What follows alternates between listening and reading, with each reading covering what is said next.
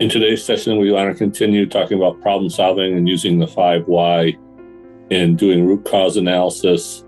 So today I want to talk about complexity. A lot of times when I see 5 Why analysis being done, it starts to get super complex. We want to keep it simple. So how do we keep it simple?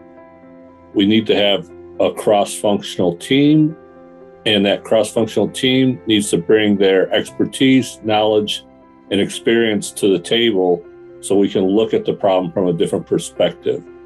If we look at a problem from a different perspective, and again, we got to break out of that current paradigm to solve the problem. We want to make sure we ask the right questions. So that's part of the 5 Why, is asking the right questions.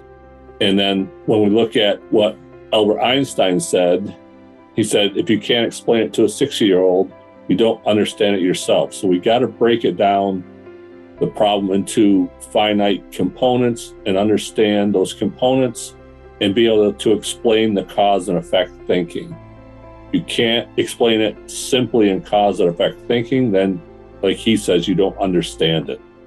And also, looking at it from a different paradigm or a different perspective, we got to make sure that we're doing that because we cannot solve problems with the same thinking we used when we created them. Another Einstein quote.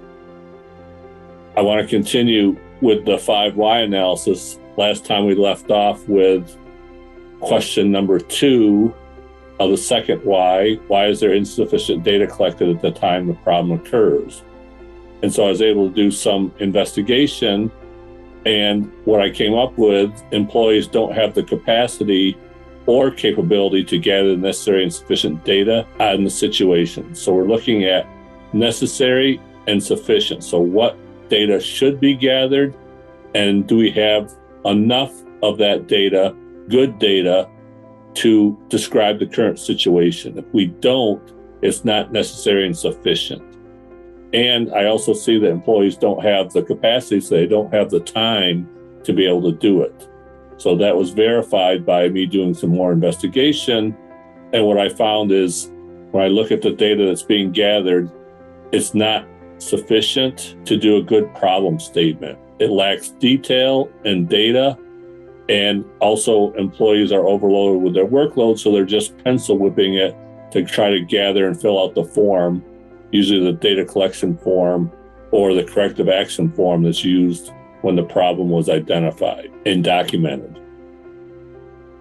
So I want to check the logic now. When I read down the 5 Why, I read it using because. So I want to start with the first why answer, and then because, and then the second why answer.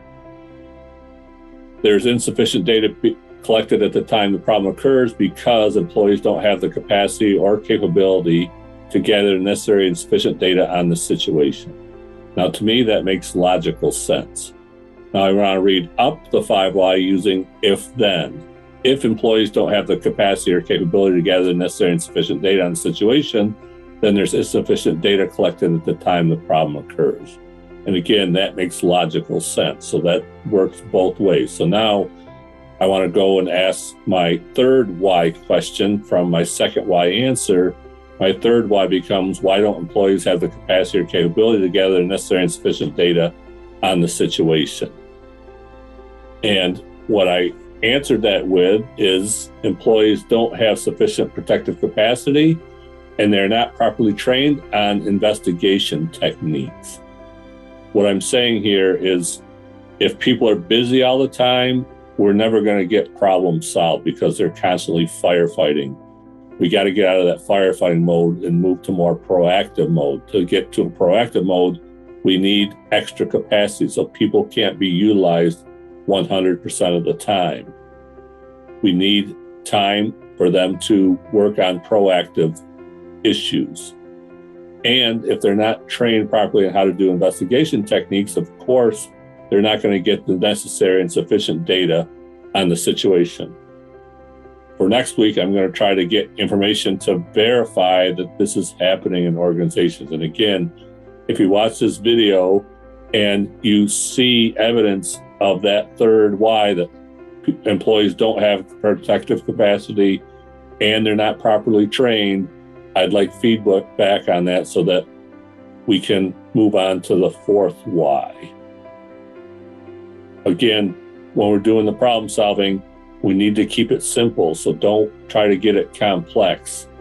Use that cross-functional team, use the skills, knowledge, education, and experience from the team members to describe the situation simply like you're describing it to a 6-year-old.